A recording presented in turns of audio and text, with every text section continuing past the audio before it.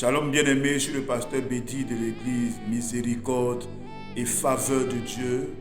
Alors aujourd'hui, je veux partager avec toi ce merveilleux passage tiré du livre de 1 Corinthiens chapitre 6, le verset 20 qui dit « Car nous avons été rachetés à un grand prix ».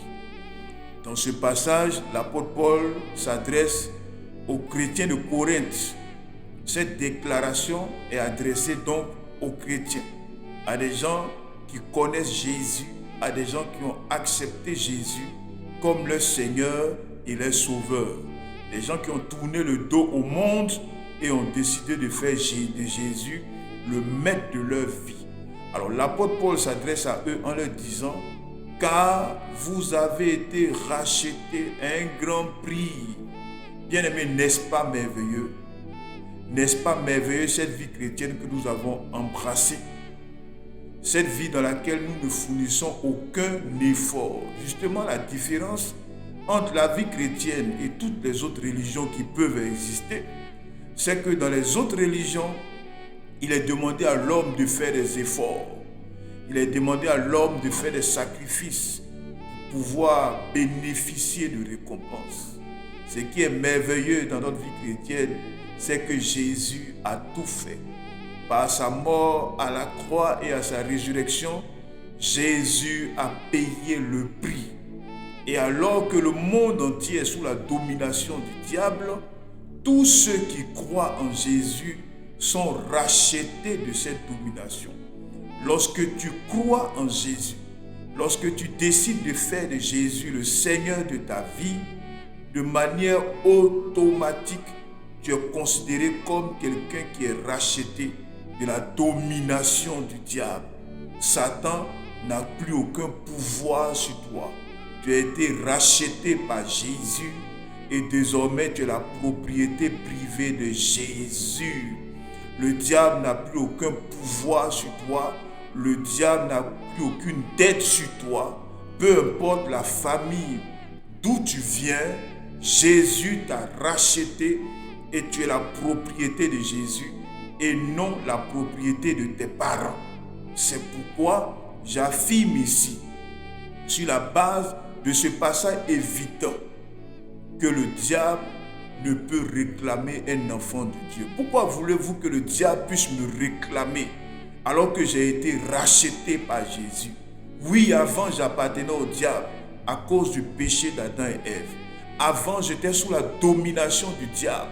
C'est pourquoi le péché me dominait. Moi, par exemple, avant de connaître le péché, avant de connaître le Seigneur, j'étais sous la domination de ce qu'on appelle la paralysie du sommeil. À peine étais-je couché que je me retrouvais totalement paralysé. J'étais sous l'autorité du diable et donc il faisait de moi ce que bon lui semblait. Mais à partir de l'instant où j'ai donné ma vie à Jésus, et que j'ai été racheté par le sacrifice qu'il a accompli, ma foi a fait de moi désormais une propriété de Dieu. Alors comment voulez-vous, alors que j'ai été racheté par Jésus et que je suis la propriété de Jésus, le diable puisse me réclamer quoi que ce soit? Qu'est-ce que le diable peut me réclamer? Alors soit j'ai été racheté, ou bien soit tu n'es pas été racheté, la Bible ment.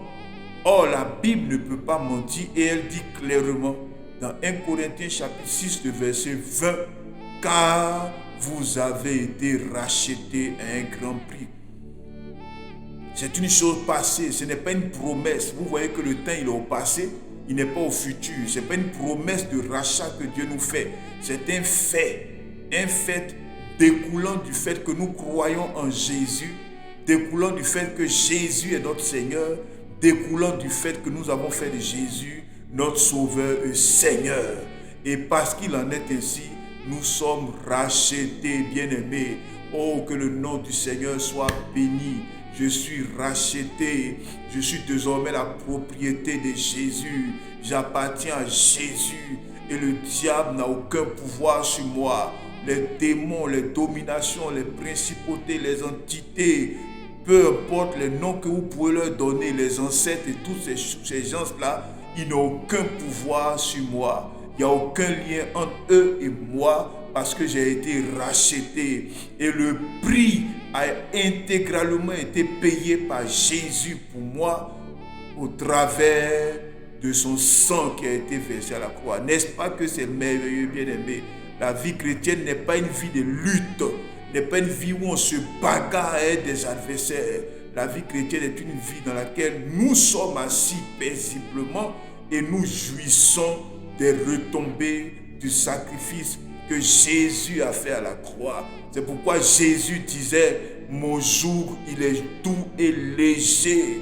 Le joug de Jésus, il est léger parce que ce n'est pas une vie de combat, c'est une vie d'héritage où tout a été fait pour nous par Jésus et nous héritons de ce que Jésus a fait. Jésus a payé le prix pour me racheter. Je n'ai rien à payer, ni offrande, ni jeûne à faire, ni veillée de prière, ni proclamation à faire pour être racheté. Je suis racheté parce que la Bible le dit.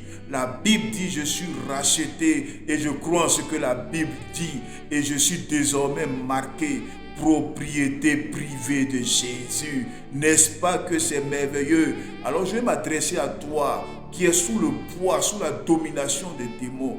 Donne ta vie à Jésus. Le jour que tu croiras en lui, automatiquement, tu passeras du statut de cette personne qui est sous l'oppression des démons et du diable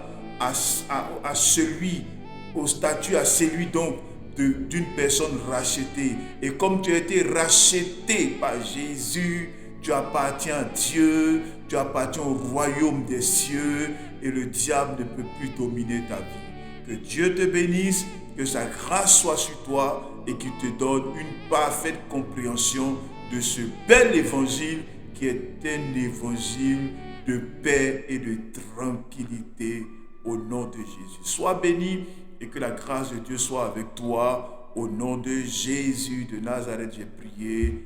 Amen.